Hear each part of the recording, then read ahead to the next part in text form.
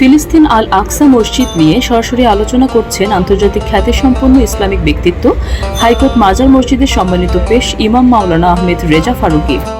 দর্শক, অনেকেই আমার কাছে দাবি করেছেন যে সত্যিকারের মসজিদুল আকসা যেটা রয়েছে সেই মসজিদুল আকসার সামনে গিয়ে ভিডিও দিতে। আসলে আমরা এখানে সিম কিনতে পারিনি, যার কারণে আমরা এখানে লাইভ দিতে পারছি না আপনাদেরকে। তবে আমার পিছনে যে মসজিদটি দেখছেন এটি হচ্ছে মসজিদুল আকসা এবং এর যে কালো রঙের গম্বুজটি আছে সেটির সামনে গিয়ে আপনাদেরকে দেখাবো ইনশাআল্লাহ।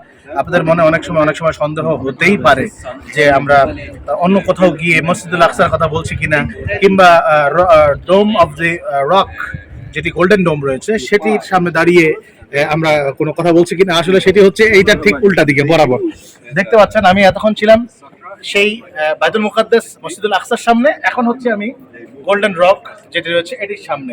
এখানে লুকোচুরি কোনো ব্যাপার নাই, এখানে অনেকে সন্দেহ মনে থাকতেই পারে, হতেই পারে, কিন্তু সেই সন্দেহটা দূর করার জন্যই আজকে এই ভিডিওটা করে আপনাদের সামনে দিলাম। আমরা বাইতুল মুকাদ্দাস শরীফে রয়েছি এবং এই জায়গার অবস্থা অনেকেই জানতে চেয়েছেন।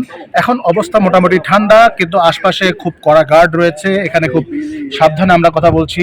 এখানে অনেক অন্য ধর্মের লোকজন, বিভিন্ন ধর্মের লোকজন এখানে আছে, তারা ঘোরাফেরা করছে। মুসলমান বলতে যারা একটু বৃদ্ধ এবং যারা 40-এর উপরে যাদের বয়স, 50-এর উপরে যাদের বয়স, তাদেরকে এখানে মোটামুটি আমরা আল্লাহর কি যে একটা রহমত, বিশ্বাস করবেন না। আমাদের সাথে জালালাবাদী সাহেব হুজুর রয়েছেন, পুলিশ আমাদেরকে দেখে বলেছে যে আপনাদেরকে দেখে ভালো মনে হচ্ছে আপনারা এখানে আল্লাহর ইবাদত করতে আসছেন, সেই সুদূর বাংলাদেশ থেকে। সেজন্যই আমরা আপনাদেরকে এই আল আকসা মসজিদ ভিজিট করার একটা সুযোগ করে দিলাম। আপনারা যান ভেতরে ইবাদত করার জন্য, আপনাদের কোনো সমস্যা নাই। তো সেই যে সুযোগটা আল্লাহ তাআলা দিয়েছেন, এটা আল্লাহর পক্ষ থেকে একটা নিছক রহমত ছাড়া, মানে একটা স্পষ্ট রহমত ছাড়া আর কোনো কিছুই না। এটা আমরা সচক্ষে এখানে প্রত্যক্ষ করেছি। যেখানে এই এলাকার লোকজন ঢুকতে পারছে না, সেখানে আল্লাহ তাআলা আমাদেরকে ঢোকার তৌফিক দিয়েছেন, আলহামদুলিল্লাহ।